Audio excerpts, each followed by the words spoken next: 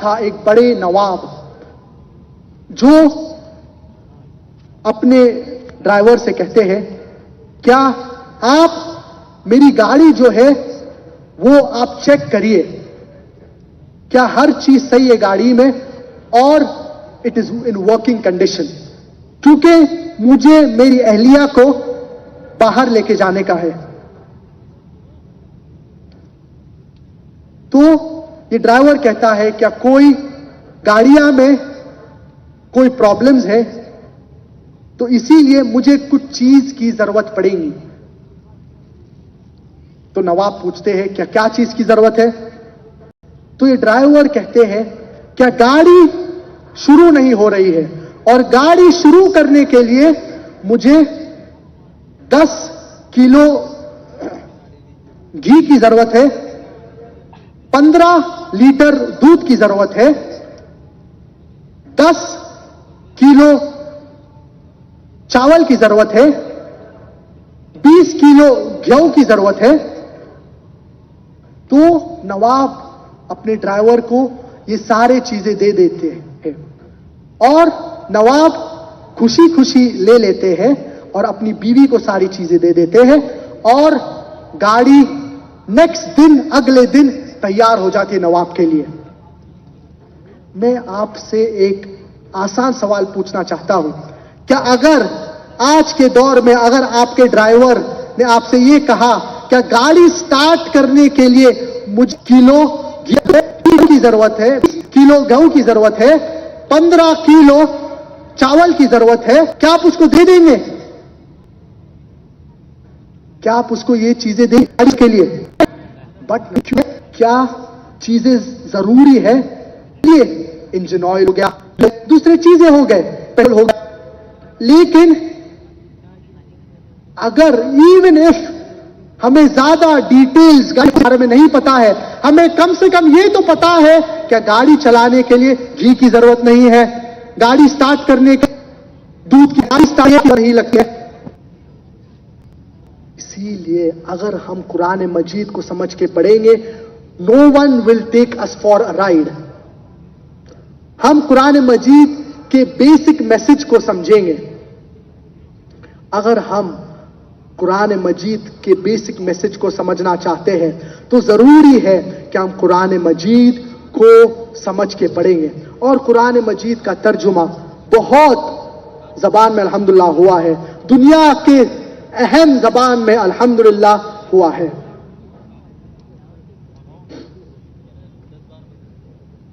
اور اللہ سبحانہ و تعالیٰ کہتے ہیں وَلَقَدْ يَسَّرْنَا الْقُرْآنَ لِلذِّكْرِ فَهَلْ مِن مُدَّكِرٍ, that we have made the Quran easy to understand and remember. تو قرآن ہر انسان کے لیے ہے, اور اگر کوئی چیز آپ نہیں سمجھتے ہیں تو ایکسپرٹ کے پاس جائیے. اللہ سبحانہ و تعالیٰ فرماتے ہیں سورۃ النحل سورہ نمبر 16 آیت نمبر 43 میں فَاسْأَلُوا أَهْلَ الذِّكْرِ إِن كُنتُمْ لَا تَعْلَمُونَ. اگر آپ تو اہل ذکر سے پوچھئے. مثال کے طور پہ اگر آپ کو قرآن مجید کوئی آیت میڈیسن کے متعلق پوچھنے کا رہے ہیں تو کیا آپ حجام سے پوچھیں گے؟ کیا آپ کوبلر سے؟ آپ کس سے پوچھیں گے؟ اپنا ڈاکٹر سے پوچھیں گے, کیونکہ وہ متخصص ہے اس فیلڈ میں, وہ اسپیشلسٹ ہے اس فیلڈ میں. تو کوئی بھی چیز اگر آپ قرآن مجید میں نہیں سمجھیں گے تو آپ جو عالم ہے ان سے پوچھئے وہ پرٹیکولر فیلڈ میں. اور میرے ذہن میں ایک مثال آتی ہے پروفیسر ڈاکٹر کیتھ مور کا. پروفیسر ڈاکٹر کیتھ مور وہ اتھارٹی تھے in the field of anatomy.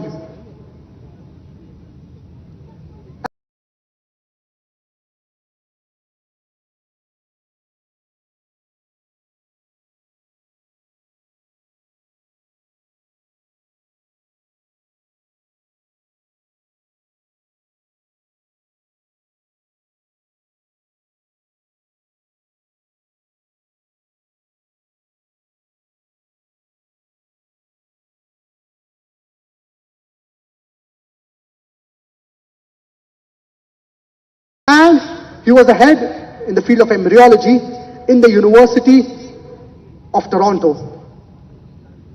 तो ये काफी मशहूर शख्सियत थे प्रोफेसर डॉक्टर कीथ मोर.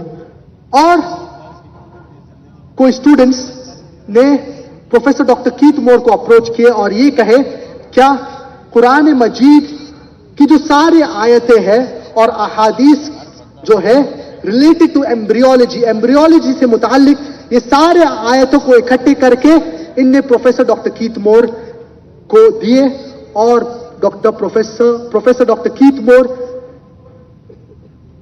को पूछे आपकी क्या राय है ये आयतों के ऊपर which are related to embryology. Professor doctor Keith Moore ये आयत पढ़ने के बाद ये कहे क्या the verses of the glorious Quran which talk about embryology, they are in perfect conformity with established with modern embryology. And some verses I can neither say they are right, neither can I say that they are wrong because I am not aware of it. Doctor Keith Moore ने ये कहा कि ये आयत कुरान मजीद में जो जिक्र है एम्ब्रियोलॉजी के मुताल्लिक, एम्ब्रियोलॉजी के बारे में, ये साइंस से मैच करते हैं. और चंद आयत इसमें से ऐसे हैं जो मैं नहीं कह सकता हूं कि ये सही है या ये गलत है क्योंकि मुझे इनके बारे में पता नहीं है. और एक आयत, दो आयतें इन आयतों में से जो सूरतुल अलक के आयत है, सूरतुल अलक या सूरतुल इकरा chapter number 96 verse number 1 onwards. इकरा बिस्मि रब्बिकल लज़ी खलक खलकल इंसान मिन अलक. That read in the name of thy Lord who has created man from something that clings, a congealed clot of blood, a leech-like substance. Professor doctor Keith Moore जब ये आयत पढ़े तो इन्हें ये नहीं पता था क्या the initial stages of an embryo they look like a leech. तो प्रोफेसर डॉक्टर कीथ मोर ने अपने लेबोरेटरी में गए और एक बहुत पावरफुल माइक्रोस्कोप में देखे the early stages of an embryo. और वो चौंक गए क्या ये early stages of an embryo और इन्हें एक तस्वीर लिए लीच लाइक सब्सटेंस का और इन्हें पता चला और ये चौंक गए क्या it is in the early stages of an embryo, they match with the picture of a leech. और ये आयत रिलेटेड टू एम्ब्रियोलॉजी जो प्रोफेसर डॉक्टर कीथ मोर ने पढ़े, इसके बाद प्रोफेसर डॉक्टर कीथ मोर इतना तासुर हुआ उन्हें कुरान मजीद के आयतों से, क्या उनने एक किताब लिखे द डेवलपिंग ह्यूमन बीइंग. और ये किताब काफी मशहूर हुई और इन्हें ये जिक्र किए कुरान की आयतों का रिलेटेड टू एम्ब्रियोलॉजी. और बाद में प्रोफेसर कीथ मोर ये कहे कि I do not have any objection in accepting the glorious Quran to be the word of Almighty God, and I do not have any objection in accepting that Prophet Muhammad, peace be upon him, is his servant and his messenger. Professor doctor Keith Moore ये कहे क्या मुझे कोई एतराज नहीं है ये मानने में कि कुरान मजीद अल्लाह का कलाम है और प्रॉफिट मोहम्मद नबी करीम मोहम्मद सल्लल्लाहु अलैहि वसल्लम उनके आखिरी पैगंबर है.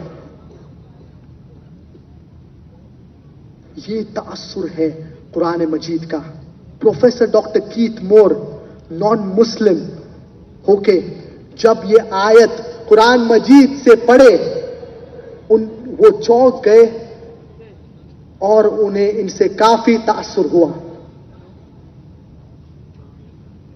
तो गैर मुसलमान भी जब कुरान मजीद पढ़ते हैं तो कुरान मजीद से इनको बहुत तासुर होता है.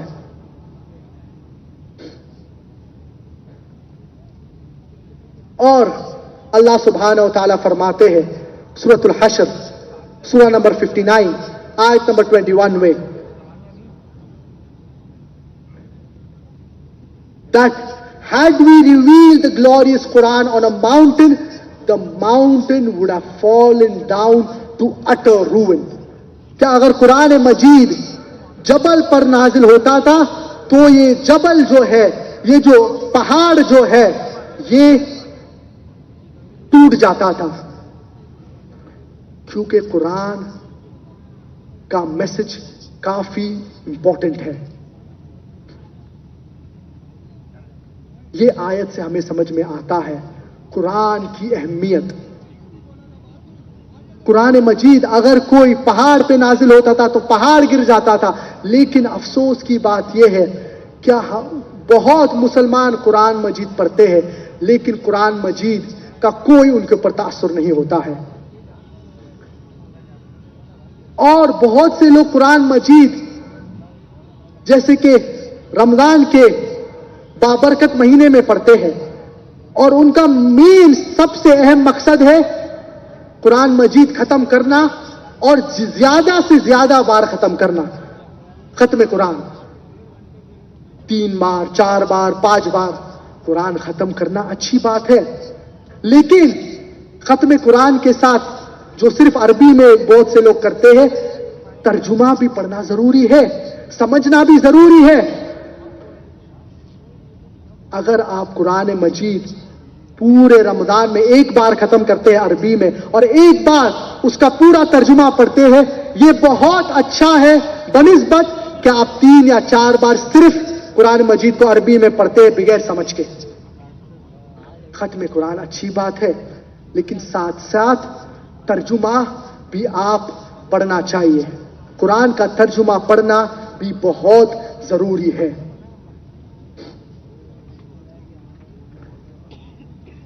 और दूसरे एक्सट्रीम पे हमें कोई मुसलमान हजरात है जो कुरान मजीद जो कहते हैं कि कुरान मजीद अरबी में पढ़ने से कुछ फायदा नहीं होता है. अल्लाह सुब्हानहू व तआला फरमाते हैं सूरतुल निसा सूरह नंबर 4 आयत नंबर 171, ला तगलू फी दीनिकुम, do not commit excesses in your religion. दीन इस्लाम में गुलू करना सही नहीं है. तो कोई लोग कहते हैं कि क्या फायदा अरबी में कुरान पढ़ने का. अल्लाह सुब्हानहू व तआला फरमाते हैं सूरतुल अनकबूत सूरह नंबर 29 आयत नंबर 45 में, उतलू मा ऊहिया इलैका मिनल किताब, recite from the book what is revealed to thee, पढ़िए ये किताब में से. और कुरान मजीद को अरबी में पढ़ने से बहुत फायदा होता है, बहुत सवाब मिलता है. नबी करीम सल्लल्लाहु अलैहि वसल्लम फरमाते हैं, मन क़रअ हरफन मिन किताबिल्लाह फलहु हसनह वल हसनतु बिअशरि अम्सालिहा, that whosoever recites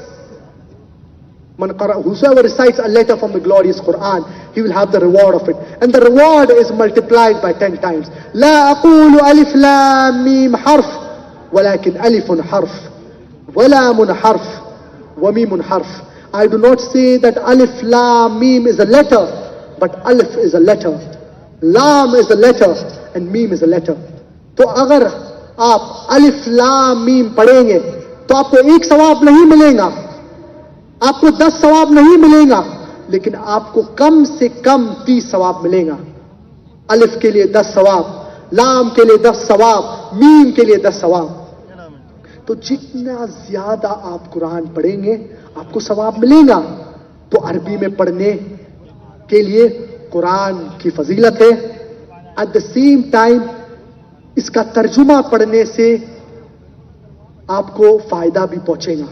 तो इसीलिए दोनों चीजें जरूरी है, कुरान को अरबी में पढ़ना और कुरान का तर्जुमा भी पढ़ना, दोनों चीज बहुत जरूरी है.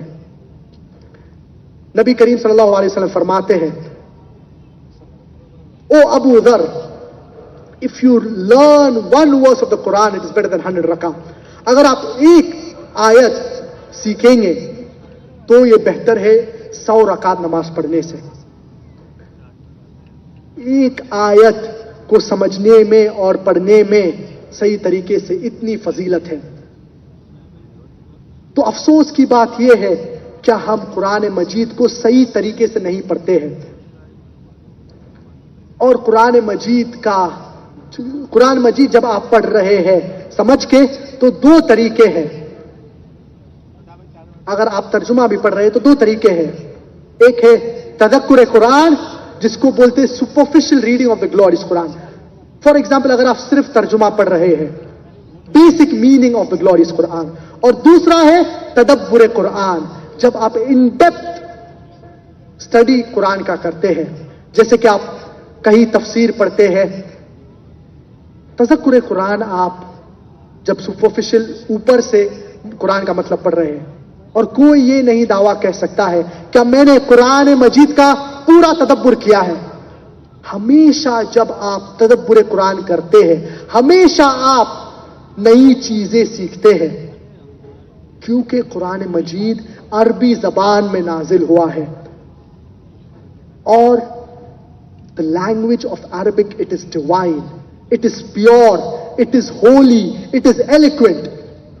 तो जितना ज्यादा हम कुरान मजीद के ऊपर तदब्बुर करेंगे, उतना हम ज्यादा चीजें सीखेंगे।